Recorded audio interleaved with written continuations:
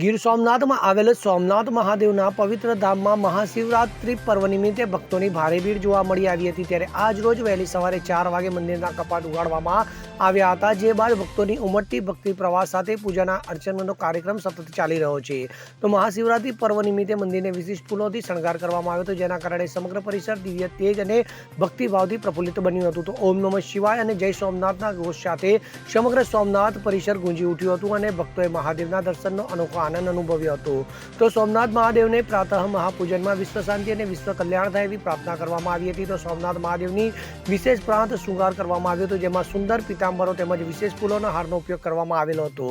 ત્યારે પારંપરિક શ્રી સોમનાથ ટ્રસ્ટ તરફથી ધ્વજા પૂજા અને ત્યારબાદ ધ્વજારોહણ ટ્રસ્ટી શ્રી પ્રવીણભાઈ લહેરી દ્વારા કરવામાં આવ્યું હતું। Bureau report CN24 news. હવે જુઓ દેશ દુનિયાની તમામ ખબરો તમારી આંગળીના ટેરવે।